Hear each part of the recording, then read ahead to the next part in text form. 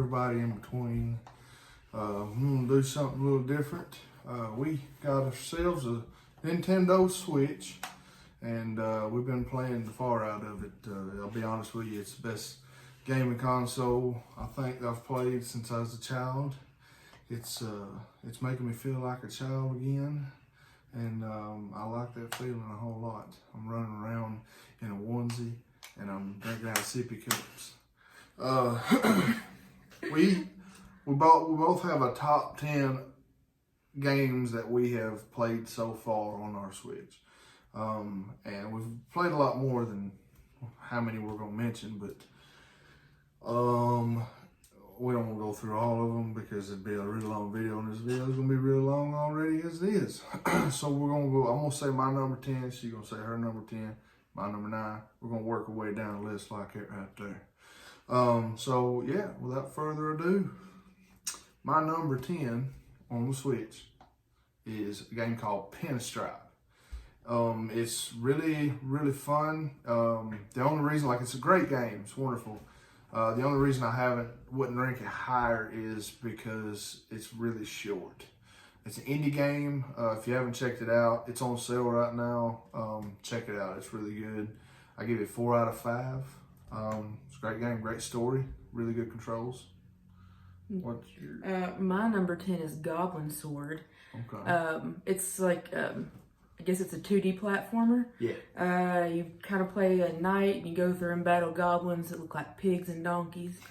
And I had so much fun playing it. I laughed. I cried while I was laughing. It's actually pretty fun for what it is. I'm only giving it a 3.5. It's the only one below a 4 on my list, but I really enjoyed this game. And it's not a lot to buy it. And I think it's another indie game, isn't it? Yeah. Indie 16-bit platformer. By the way, he didn't introduce me. I'm his wife, if you don't know. Yeah, this is Samantha. Let's see here. My number 9 is Minecraft. Minecraft is not an exclusive Switch game. I don't think, there's only a few of these games we're going to talk about are exclusive Switch games, but Minecraft is a port, and it's a really good one. Minecraft is hours of just create whatever you want to, you know. Just I built a hospital. I put a coronavirus wing in there. I made a zoo. I made an aquarium in the zoo. I mean, it's just it's amazing. You got a cave exhibit. A cave exhibit. We have art exhibits. Mm-hmm. It's just a lot of fun, and I give Minecraft 4 out of 5. My number 9 is Sonic Mania. The only reason it's so low on my list is how frustrating it is.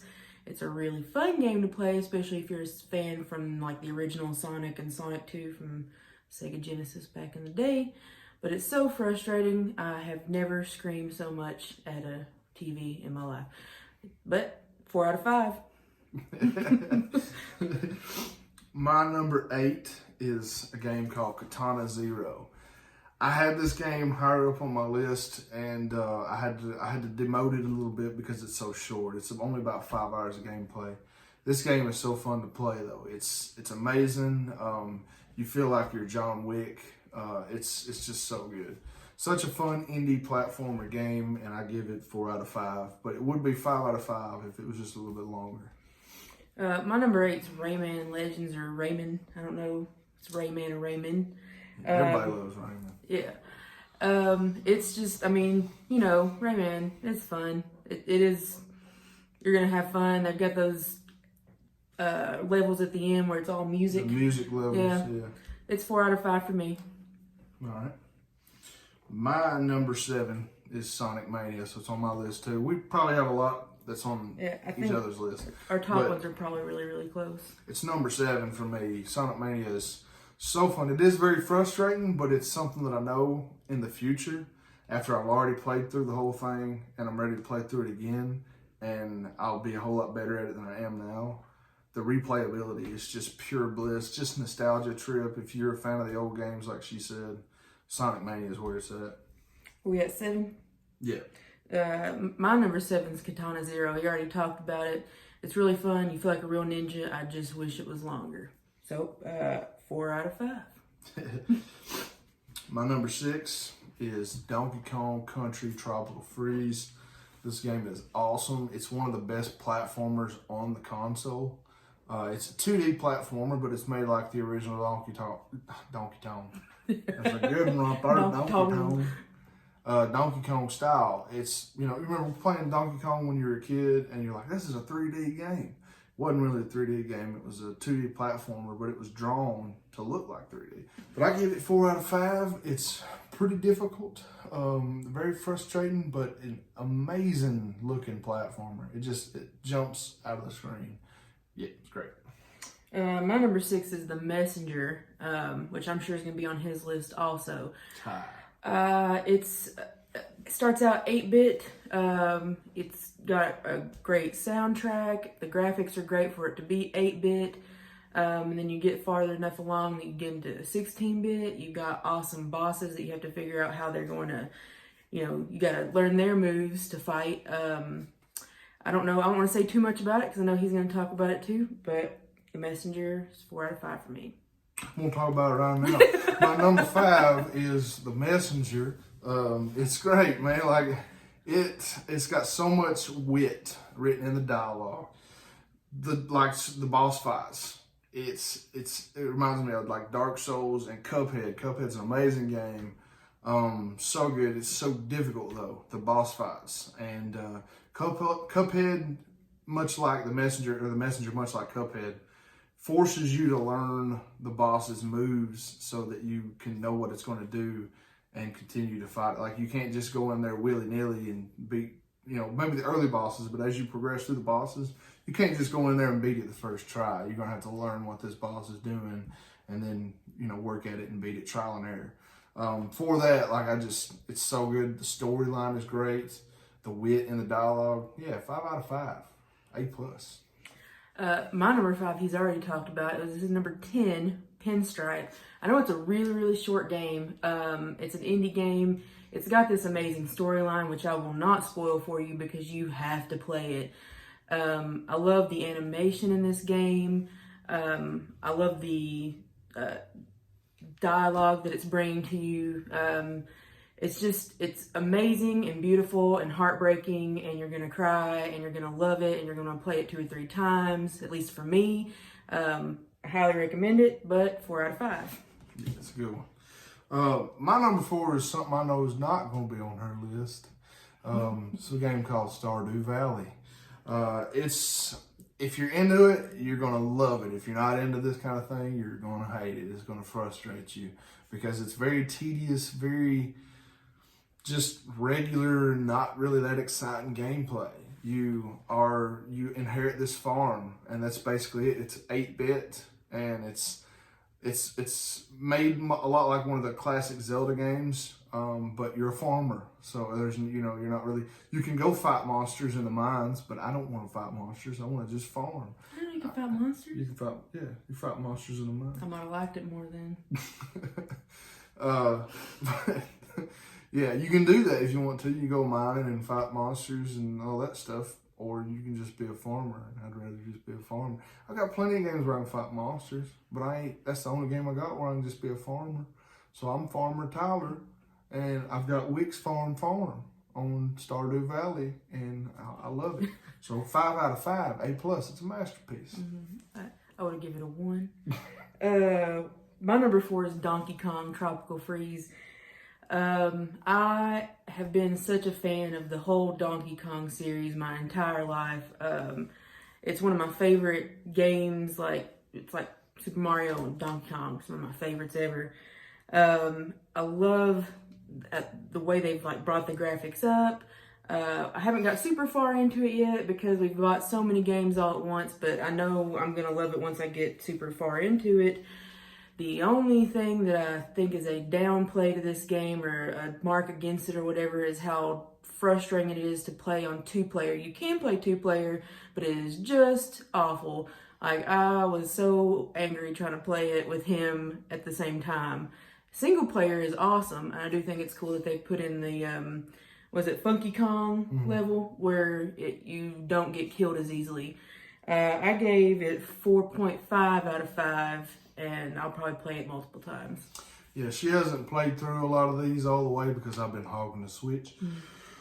My number 3 is Super Mario Maker 2. This game is everything I wanted it to be. It's an infinite amount of Mario levels. And Nintendo is genius for making this thing, because what they basically did is they're like, you know what? Why are we trying to please fans with Mario games? Why not let them make Mario games? And that's what it's basically is. They didn't have to put any thought into, well, what about this level? There's some on there that are, you know, you can do like the story mode and stuff, but you don't buy Super Mario Maker 2 to play story mode, okay? You buy it to play the hardest Mario levels you've ever played in your life, and you want to commit suicide. That's why you make sure you don't have a gun in your house. And then you beat it, though. You work at it and you beat it. But yeah, Super Mario Maker 2, it's the best Mario platformer game, just hands down. What'd you give it? Oh, A+, 5 out of 5. It's my number 3. It's also my number 3. I did not give it a complete 5 out of 5, and the only reason is if people would learn what an actual what's the one we like to do? Speedrun. People inappropriately label things that are not speedruns, and until people learn what an actual speedrun is, I won't give it a 5. It's a 4.9 out of 5. I love this game. I absolutely love it. Whatever. Number 2 is Super Mario Odyssey. This game made me feel like I was playing Super Mario 64 again.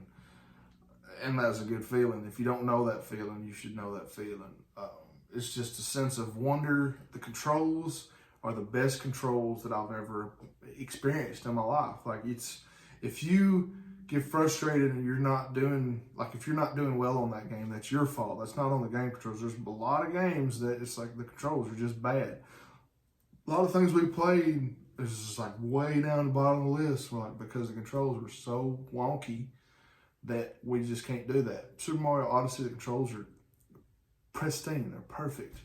It was really fun, and like the story is kind of short, but there's 999 moons for you to find after you complete the main story. So yeah, A+, 5 out of 5, my number 2. Yeah, it's also my number 2.